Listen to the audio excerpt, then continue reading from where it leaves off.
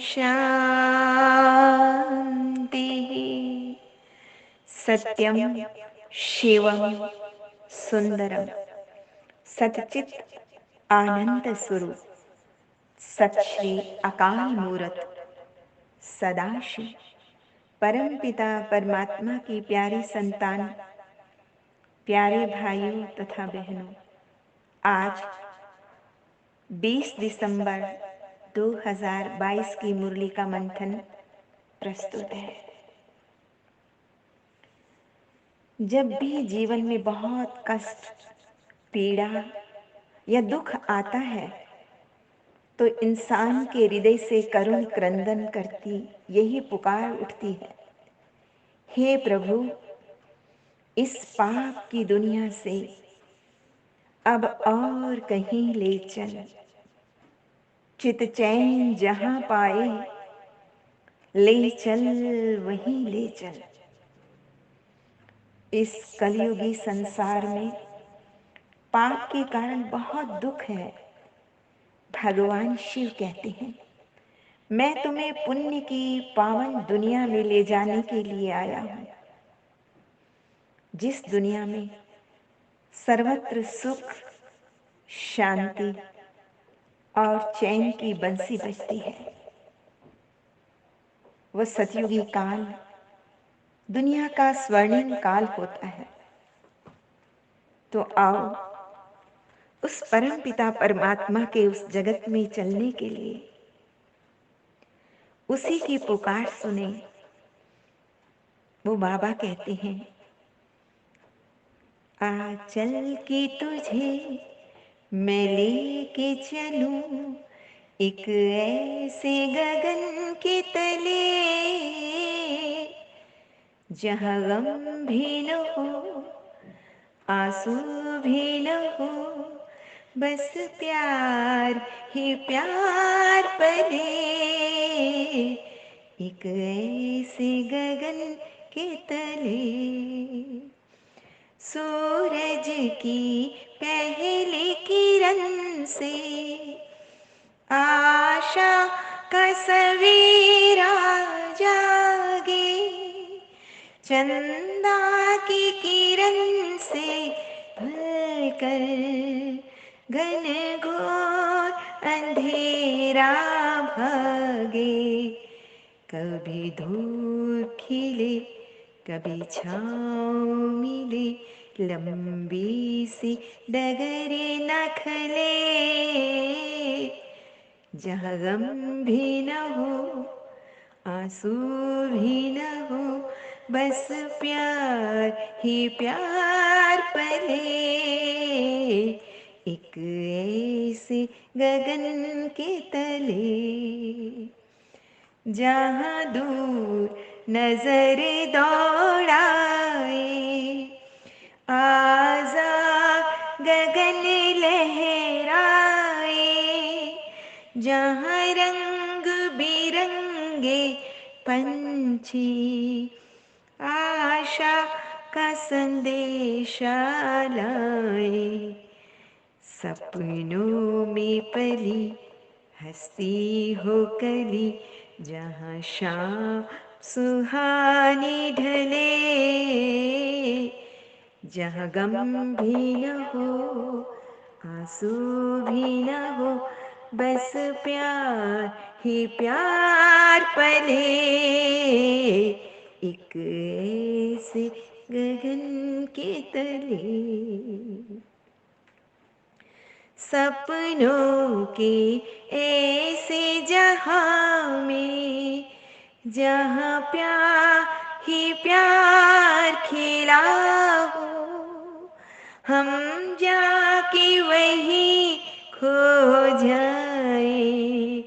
शिकवान कोई गिला हो, जहाँ बैर न हो, कोई गैर न हो, सब मिलके यूं चलते चले। जहाँ गम भी न हो, आंसू भी न हो, बस प्यार ही प्यार पले। एक ऐसे गगन के तले और परम पिता परमात्मा, वो भगवान शिव हमें उसी दुनिया में ले जाने के लिए आए हैं। वो दुनिया का स्वर्णिम काल कहलाता है। वह मनुष्य देवी देवता रूप में बहुत प्यार से रहते हैं। कोई किसी को दुख नहीं देता, सभी पावन होते हैं। लेकिन दुख की बात है कि भारतीय धार्मिक साहित्य में भी देवी देवताओं पर झूठे कलंक लगा दिए हैं। जैसी पतितों की दृष्टि वैसी सृष्टि, उनकी दृष्टि ही पतित विकारी है। तो देवी देवताओं को भी वह पतित और विकारी समझते हैं। अगर वो पतित और विकारी होते तो इतने विशाल मंदिर क्यों बनाए जाते? उनमें उनकी पूजा क्यों होती? उनके सामने माथा टेक कर क्यों कहते कि हम पतित और विकारी हैं? ऐसा कभी नहीं कहते।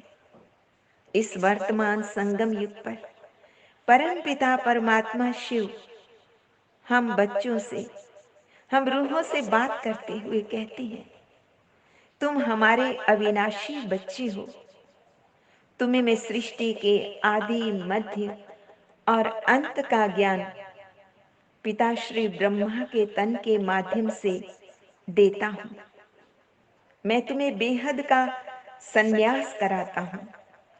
इस पतित विकारी भ्रष्टाचारी दुनिया से, इस बेहद के संन्यास से तुम पावन निर्विकारी बन जाते हो, संगम युगी फरिश्ता बन जाते हो। लेकिन माया रावण भी कम नहीं है। चलते चलते श्रेष्ठ बनते बनते तुम बच्चों को थप्पड़ लगा ही देती है। माया पथभ्रष्ट कर देती है तथा मूत पलित्ती मलिन बना देती है। इस समय दुनिया में माया का पेंडेमिक सर्वत्र फैला हुआ है। माया के वायरस, विषाणु सर्वत्र फैले हुए हैं। बाबा कहते हैं, ऐसी आत्माओं को 7 दिन क्वारंटाइन में रख ईश्वरीय ज्ञान और सहज राज्यों का इंजेक्शन देना चाहिए ताकि इनकी स्पिरिचुअल इम्यूनिटी बढ़ सके। आगे बाबा ने कहा, आत्माओं को पावन बनाने के लिए मुझ पावन ज्योति स्वरूप परमात्मा को याद करो तो तुम्हारे जन्म जन्मांतर के पाप दग्ध हो जाएंगे। लेकिन सावधानी भी देते हैं कि किसी भी देहधारी को याद नहीं करना।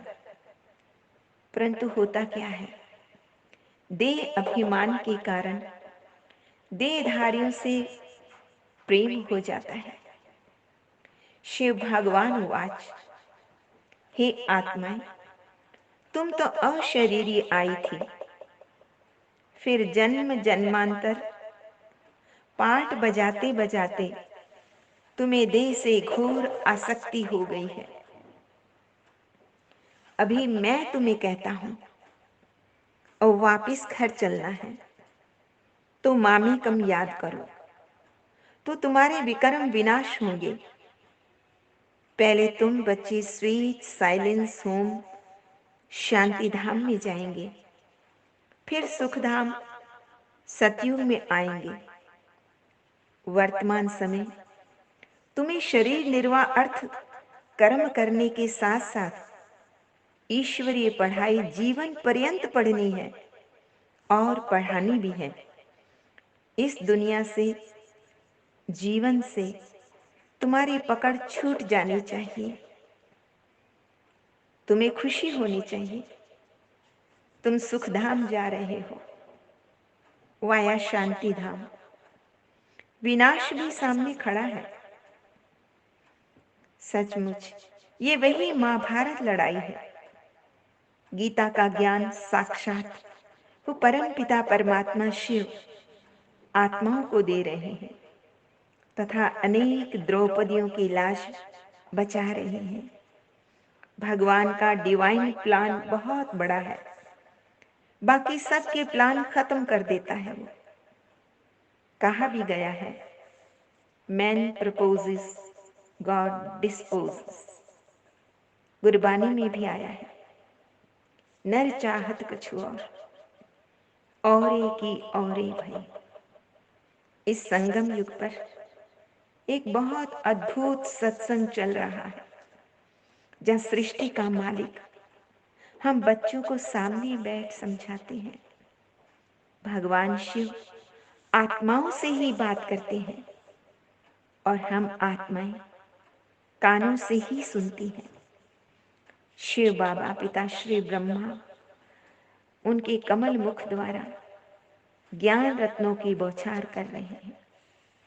बाबा ने कहा, तुम बच्चों के मुख से भी ज्ञान रत्न ही निकलने चाहिए, फालतू शैतानी बातें नहीं सुननी ना सुनानी है। इतना ही नहीं, बाबा ने तो यहाँ तक कहा, ऐसी आत्माओं से मित्राचारी भी नहीं करनी है। शिव बाबा का परिचय देने के लिए सबका मित्र बनना जरूर है, परंतु बहुत मीठा बनकर सर्व को ज्ञान सुरमा पहनाना है। रूहानी सर्विस के लिए फिर सावधानी देते हुए बाबा कहते हैं, अपनी वृत्ति भी सतोगुनी रखनी है। कोरे पंडित नहीं बनना। पक्के योगी राज ऋषि होंगे तो सामने वाले को ज्ञान का तीर लग जाएगा। फिर बाबा ने कहा कि अमृत वेले यदि सुस्ती आती है, बाबा को याद नहीं कर पाते हैं, तो समझो इनकी तकदीर नहीं है। आज का वरदान, संगम युग के समय का महत्व जानकर परम पिता से दुआओं से झोली भरने वाले माया जीत भव। संगम युग का एक एक सेकंड और युगों के एक वर्ष से भी ज्यादा है। इस समय एक भी सेकंड गवाया तो बहुत कुछ गवाया। इसलिए हर सेकंड परमात्मा दुआएं प्राप्त करते रहो। बुद्धि रूपी झोली ईश्वरीय दुआओं से भरपूर करते रहो। भरपूर आत्मा के पास माया आ नहीं सकती, तो संगम युगी समय को बचाना यही तीव्र पुरुषार्थ है, जिससे माया जीत बन जाते हैं। आज का स्लोगन है, जो आज्ञाकारी है वही शिव पिता की दैवी परिवार की दुआओं के पात्र हैं। तो इसलिए परम पिता परमात्मा की हर आज्ञा को शिरोधार्य करना है। अच्छा, मीठे मीठे सिकिल दे बच्चों प्रति माता पिता बाप दादा का याद प्यार और गुड मॉर्निंग। रूहानी बाप की रूहानी बच्चों को नमस्ते। हम रूहानी बच्चों की रूहानी माता पिता बाप दादा को याद प्यार, गुड मॉर्निंग और नमस्ते। सदा रहो हंसते, कहीं नहीं फंसते, बन जाओ, फरिश्ते, बांध लो अपने, बसते चलो प्रभु के रस्ते। वाहिगुरु जी का खालसा, वाहिगुरु जी की फतेह। बोल साचे दरबार की जय। लोका समस्ता सुखिनो भवन्तु। लोका समस्ता सुखिनो भवन्तु। लोका समस्ता सुखिनो भवन्तु। ओम